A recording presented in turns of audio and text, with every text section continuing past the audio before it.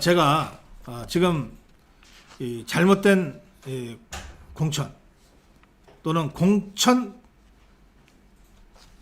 파행으로 불려질 수 있는 이 사례를 3가지 들겠습니다. 공관위원회가 느닷없이 같은 지역에 3번 출마해서 3번 떨어지면은 공천 원천 배제한다고 하는 원칙을 세웠는데 그 원칙에 걸린 사람이 바로 대전의 박성효 후보입니다. 그런데 박성효 후보의 항변을 한번 들어보십시오. 박성효 후보는 재심 청구서에서 이렇게 썼습니다. 동일 선거구 3회 이상 낙선자 공천 배제는 당헌 당규에도 나와 있지 않은 사항이다. 당헌 당규에도 없는데 왜 공관위가 함부로 월권을 하냐 이겁니다. 또 이미 선거 사무가 진행 중인 상황에서 새롭게 무슨 공천 기준을 제시해서 특정인을 원천 배제하는 것이 과연 합리적이냐. 그리고 이 대목이 중요한데요. 2018년 지방선거. 이거는 탄핵 정국의 연장선 상에서 치러졌던 선거고, 그래서 누구나 다 나가면 떨어진다고 알고 있었던 선거다. 나가려고 했던 사람이 없었다. 그때 당이 강력하게 요청을 해서, 그래서 내 몸을 한 번 더 던지겠다는 심정으로 차출당했다. 차출당해서 나갔고 예상대로 떨어졌다. 그런데 이것까지 3회 연속 낙선에 포함시켜서 횟수로 계산한다는 게 말이 되냐.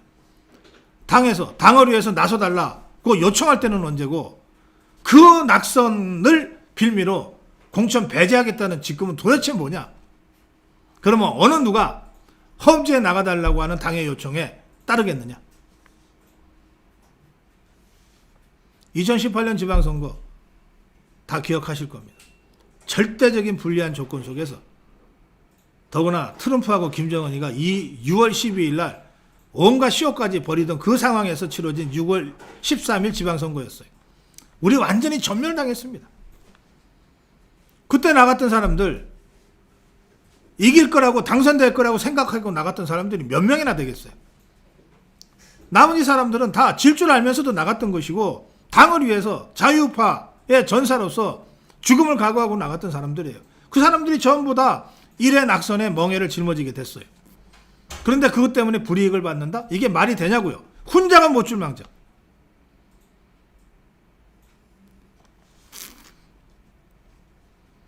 대전은, 이 사람은 대전시장 예비 후보거든요.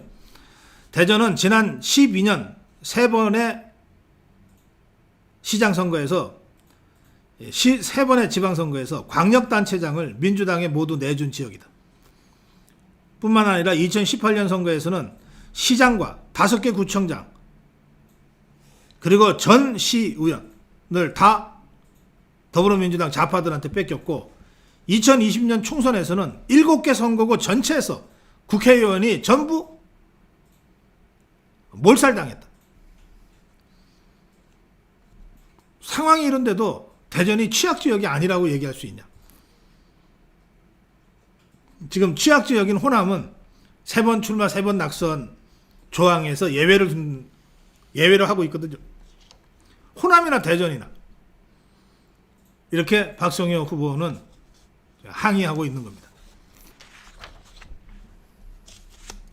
그러면서 공신력 있는 언론이 주관한 모든 여론조사에서 항상 지지율 1위 또는 2위, 지지율 1위를 기록했고 2위 후보와 많게는 2배 가까운 격차를 보였는데 그런 후보를 3회 출마 3회 낙선이라고 하는 터무니없는 원칙도 아닌 기준을 내세워서 원천 배제한다면 이런 방식으로 어떻게 지방선거에서 승리할 수 있겠는가.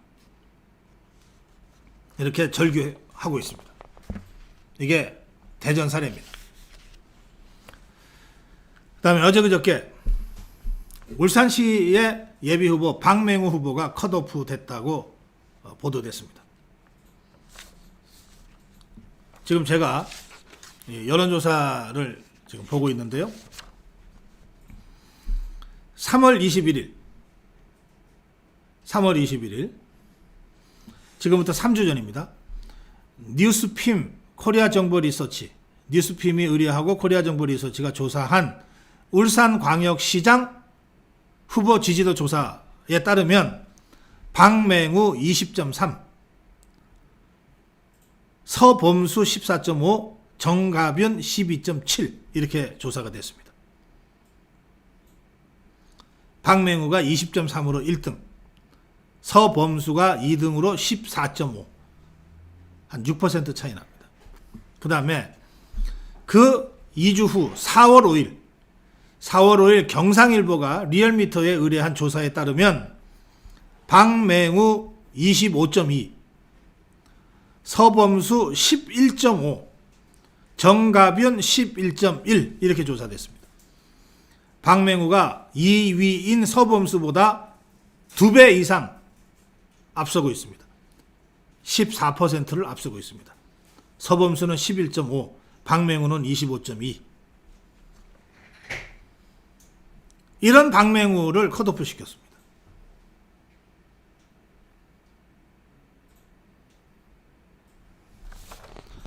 자, 박맹우 후보의 무소속 출마 선언문이 오늘 나왔는데 이렇게 되어 있습니다. 국민의힘 공관위에서 4월 12일 발표한 울산시장 경선 후보자 결정에 대해 박맹우가 재심 청구를 하였으나 4월 13일 어제 아무런 해명 없이 기각됐습니다. 이 잘못된 경선 결정을 도저히 수용할 수 없어 박맹우는 국민의힘을 떠나 무소속으로 울산시장에 출마합니다. 박맹우는 공관위에서 정한 심사 기준에 어느 것도 위배된 점이 없는 데다가 시민 여론이 압도적 1위였는데도 불구하고 원천 배제됐습니다.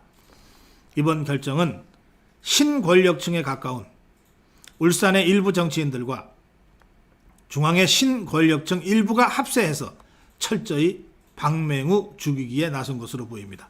이런 공천농단을 도저히 수용할 수가 없습니다. 도대체 그렇게 외쳐대던 공정은 어디로 갔는지 묻고 싶습니다. 박맹우는 무소속 출마를 위해 20여 년 몸담았던 당을 잠시 떠납니다. 무소속의 길이 얼마나 외롭고 험한지 잘 압니다.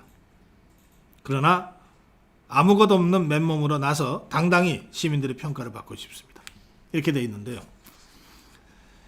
20여 년간 몸담았던 당을 오늘 떠났습니다.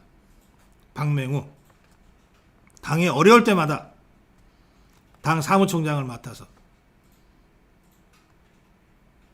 박근혜 대통령 탄핵 와중에 당을 지켜냈어요.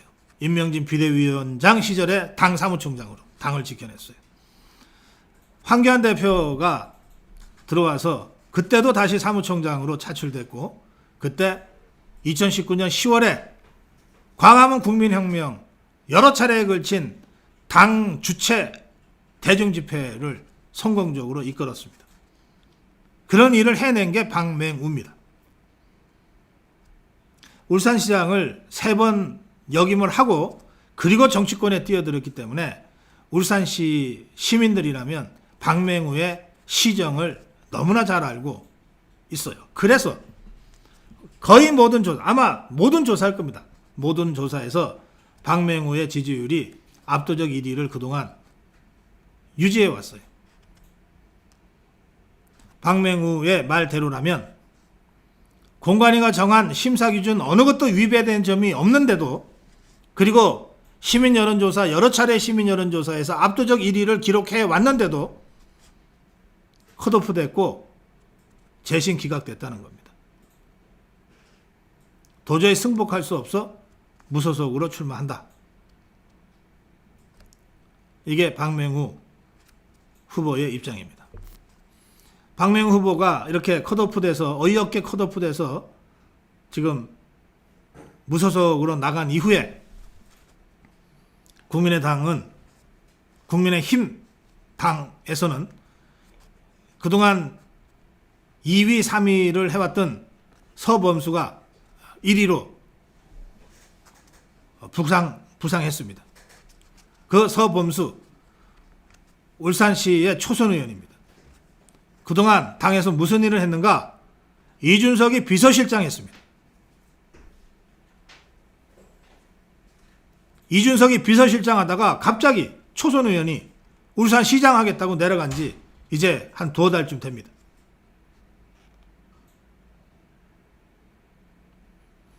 박맹우를 어처구니 없이 컷오프 시킨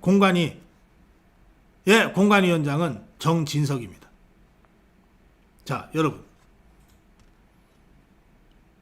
정진석이와 이준석이가 자신의 비서실장을 한 서범수를 울산광역시장 만들기 위해서 2배 이상 앞서 나가는 박맹우를 컷오프 시켰다고 박맹우 후보 측에서 의심하는데, 이 합리적 의심이 이유 있다고 생각하지 않으십니까?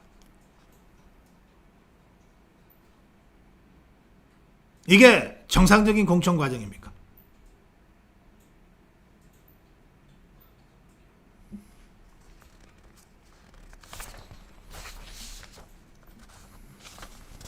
자, 이번엔 김진태 후보 사례를 보겠습니다.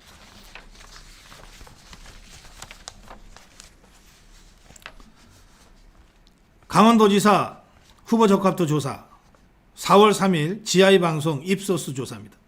김진태 28.2, 2위가 황상무입니다. 아마 이 사람 KBS 언론 기자 출신일 거예요. 황상무 9.8, 2위가 황상무인데 9.8이에요. 3배 차이 납니다. 4월 3일 조사가 그랬고, 4월 13일에는 강원도민일보가 케이스댓에 의뢰해서 양자 가상대결을 만들었어요. 양자 가상대결도 참 이게 황당한 가상대결인데 어떤 거냐?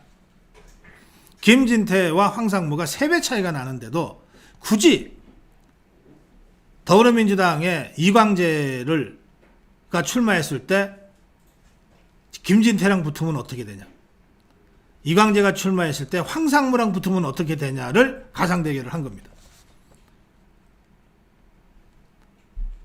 더불어민주당 이광재 대 김진태 하니까 김진태가 47, 이광재가 46 나왔어요. 김진태가 이깁니다. 이광재조차 김진태한테 져요. 그런데 더불어민주당의 이광재, 국민의힘의 황상무를 대결시키니까 이광재가 46 똑같이 나오죠. 김진태 때 46이 나오죠. 김진태는 이때 47이 나왔어요. 황상무는 39 나왔습니다. 이광재한테 져요. 그런데 이런 김진태를 오늘 컷오프 시켰어요. 공관위가.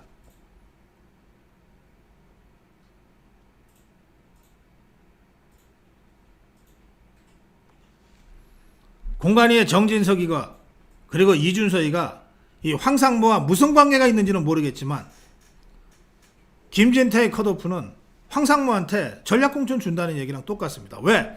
강원도는 다른 사람들이 다 아웃되고 김진태 대 황상무 양자 대결로 경선 간다고 되어 있었거든요.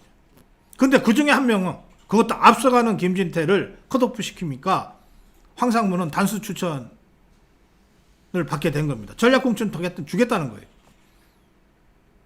이 황상무와 정진석이와 이준석이가 무슨 관계인지는 제가 모르겠어요. 그러나 과연 이게 올바른 정치고 정당한 공천이겠습니까? 김진태는 오늘 짧게 글을 하나 썼습니다. 페이스북에다가 공관위 결정을 수용할 수 없다. 이게 과연 공정과 상식에 부합하는가? 이의 신청했고 받아들여지지 않으면 특단의 대책을 강구하겠다.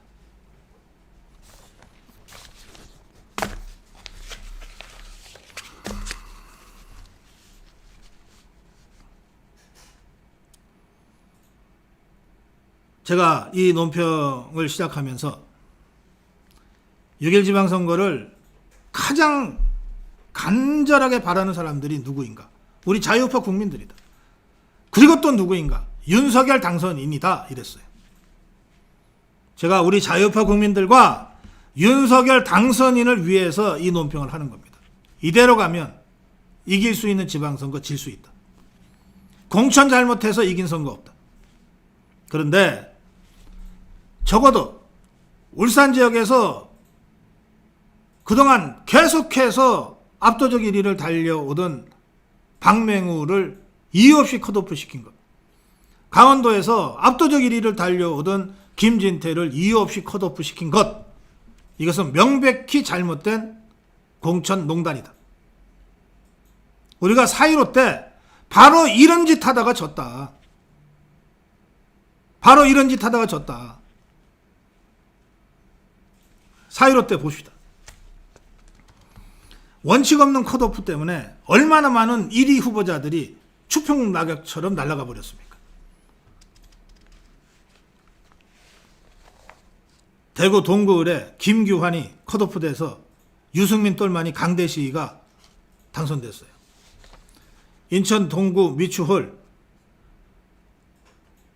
1위 하던 윤상현이가 컷오프 돼가지고 안상수가 나갔다가 떨어졌어요.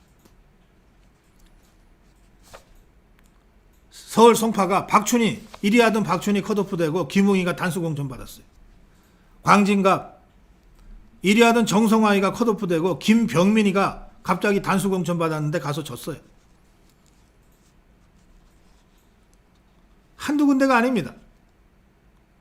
포항에 박승호도 1위 하다가 컷오프 당하고 대구 북구에 주성영이도 1위 하다가 컷오프 당하고 이렇게 개판으로 공천을 하는 바람에 압도적 승리가 확실시됐던 4.15 지방선거 완전히 개박살나버리지 않았어요.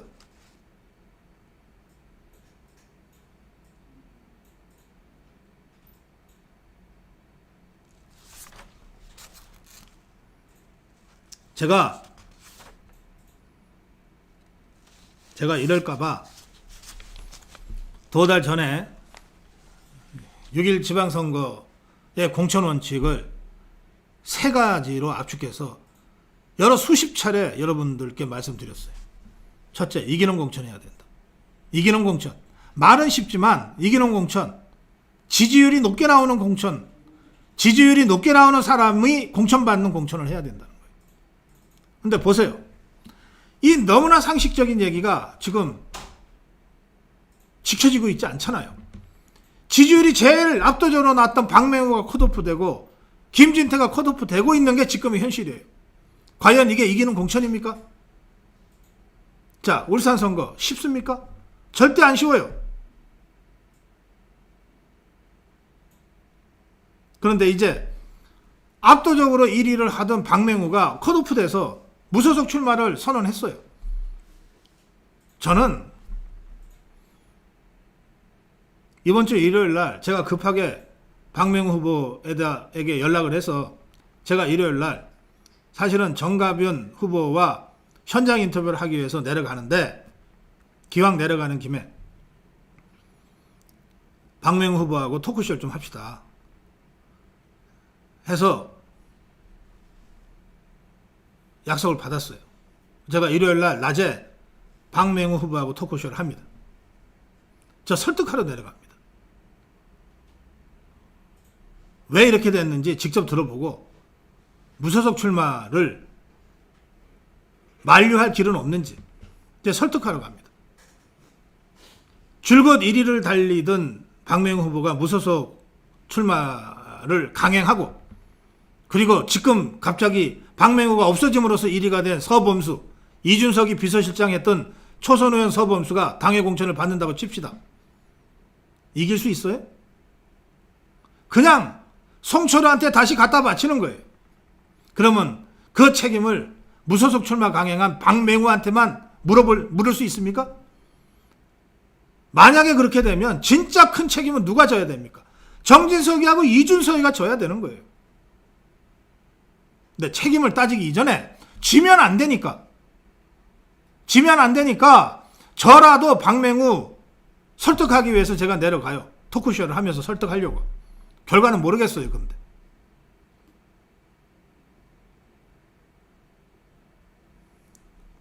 이기는 공천 해야 된다고요. 이기는 공천. 아무리 눈앞에 현찰이 왔다 갔다 해서 소탐대실에 마음이 움직여도 그래도 이기는 사람한테 지지율 조금이라도 더 나오는 사람한테 공천을 해야지. 이게 무슨 짓이냐 말이에요. 두 번째는 그래서 제가 완전 자유 경선을 가야 된다고 주장한 겁니다. 제발 공관위가 좀 끼어들지 마라. 공작 좀 하지 마라. 장난 좀 치지 마라. 그 말이에요. 이게 뭐하는 짓들이냐고.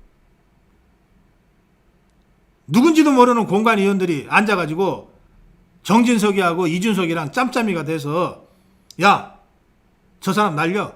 우리 쪽 미는 사람 1등으로 만들어야지. 지금 이 짓 하고 있잖아.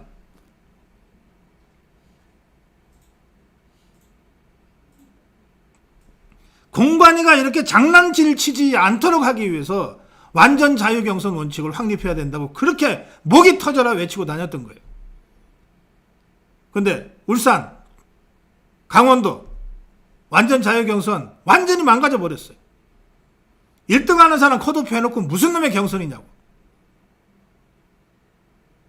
세 번째, 모든 사람이 참여해야 승복이 된다. 지더라도 승복이 된다. 그래야 원팀 정신을 살릴 수 있다. 그래야 우리가 좌파들과 싸워서 이길 수 있다. 우리가 대선에서 윤석열 후보 만들어 놓고 어렵게 원팀을 만들어 냈잖아요.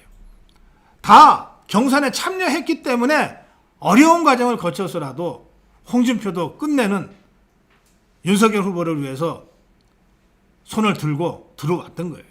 그런데 경선에 참여하지 않으면 승복할 의미가 없잖아요. 이렇게 우리 자유파 진영에 누군가가 이탈해서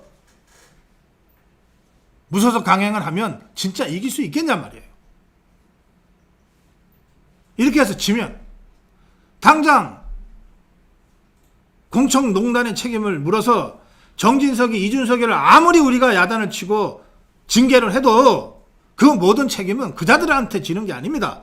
그 모든 후폭풍은 윤석열 당선인, 윤석열 정부가 안게 된다 이 말이에요. 그렇게 어렵게 세워놓은 이 윤석열 정부가 바로 이런 몇몇 소인배들의 쥐새끼 같은 무리들의 공천농단 때문에 풍전등화의 위기에 처해 있다 이 말이에요. 그래서 제가 윤석열 당선인한테 그리고 당의 중진 의원들한테 제가 절박하게 호소합니다. 지금이라도 잘못된 공천을 바로 잡으라는 거예요. 김진태에게 공천 기회를 주고 경선을 시키라는 거예요. 박맹우도 경선에 참여할 수 있도록 기회를 주라는 거예요. 컷오프를 시켜야 될 분명한 이유가 있다면 그걸 밝히라는 거예요. 당헌 당규를 위반했다거나 무슨 심각한 하자가 있다거나 그래서 공천 배제를 했다면 그걸 밝히라는 거예요. 그래야 이 사람들이 무소속 출마더라도 못하지. 지금 박맹우 후보는 당헌 당규, 공관위의 원칙 어떤 것도 어긴 적이 없다는 거 아닙니까? 그런데 이해할 수 없게 배제됐으니까 나는 승복할 수 없다. 그리고 무소속 출마하는 거 아니에요. 그러니 공관위가 자신이 있으면 우리가 왜 박맹우를 공천에서 배제했는지를 공개적으로 밝히라는 거예요. 그렇게라도 해서 주저앉혀야지. 김진태를 왜 공천에서 배제했는지를 밝히라는 거예요. 그래서 김진태를 주저앉혀야지. 그냥 컷오프만 해놓고 나서 뒷감당을 안 해? 무슨 이런 무책임한 자들이 정치를 한다고 당의 지도부를 한다고 그러고 있냐고.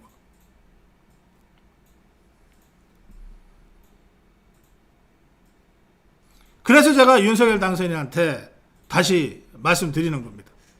이 모든 공천농단의 결과 지방선거에 지면 정진석이나 이준석이 따위가 책임질 일이 아니다.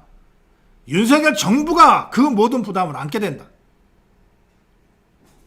그러니 윤석열 당선인이 지금의 사태를 심각하게 엄중하게 생각하고 지금이라도 바로 잡아달라 이겁니다. 그래야 지방선거 이길 수 있다. 그래야 갓 출범한 윤석열 정부 힘있게 국정 운영을 해나갈 수 있다. 이 말씀을 제가 다시 한번 강력하게 드립니다.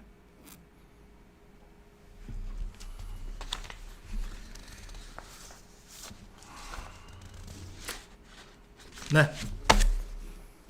만만 영상 보고 오겠습니다.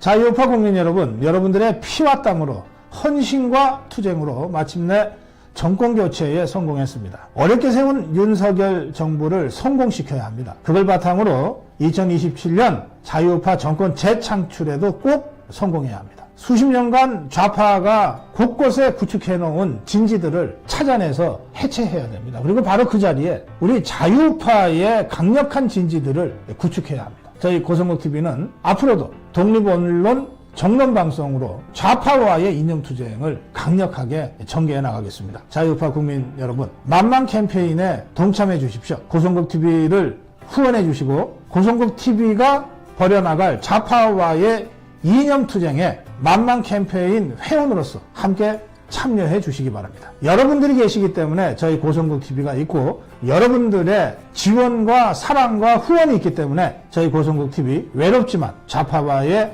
끝없는 투쟁에 앞장설 수 있는 겁니다. 여러분과 함께 하겠습니다. 고맙습니다.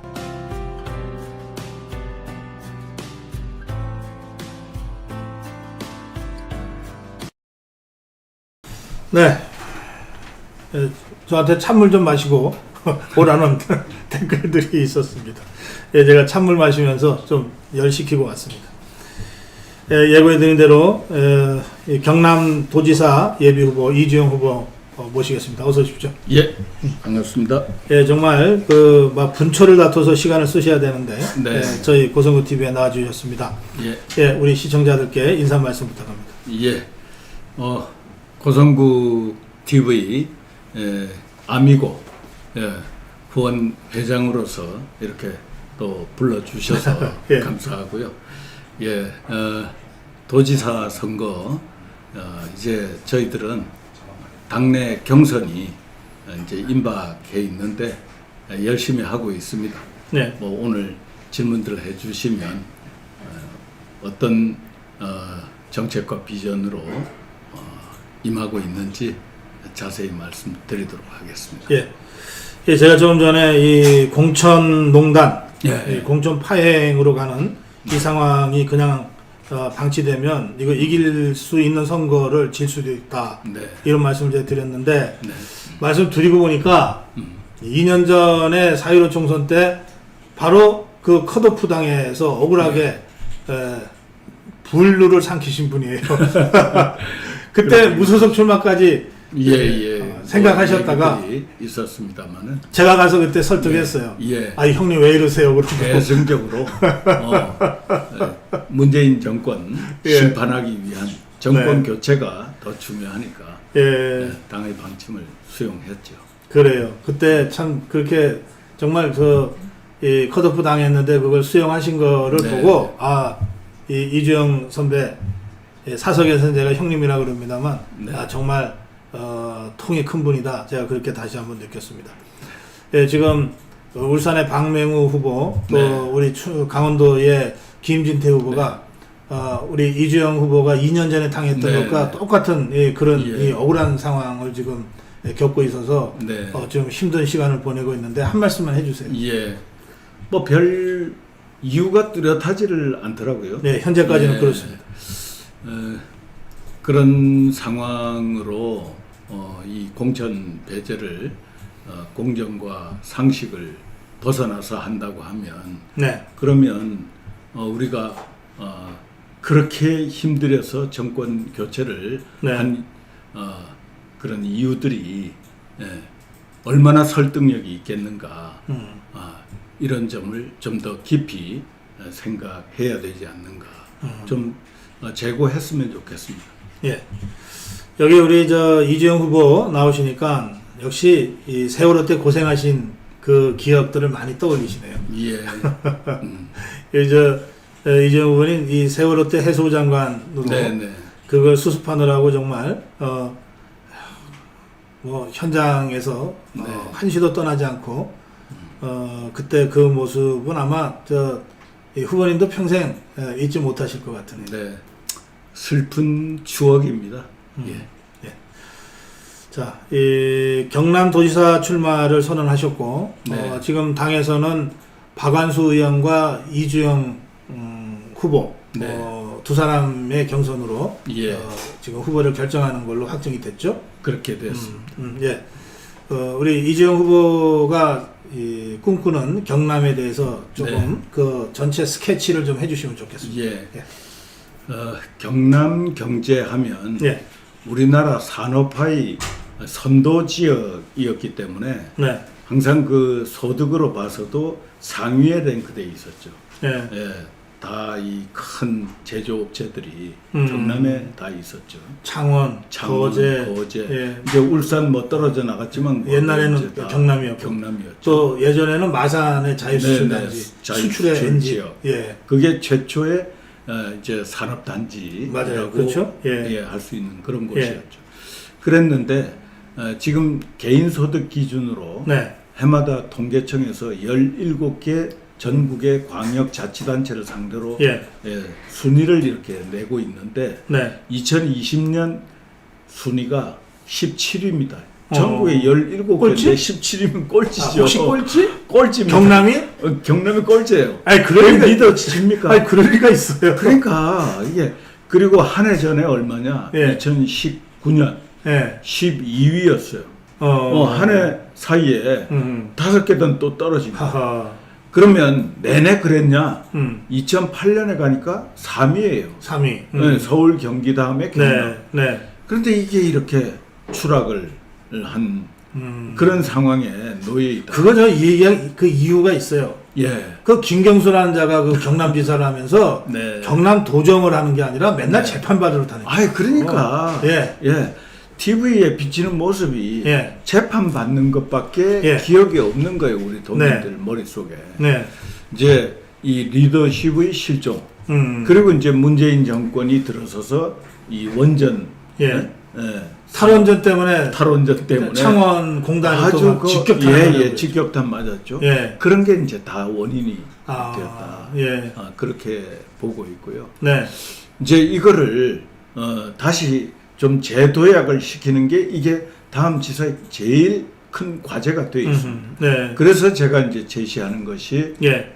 경남 발전 3.15 비전.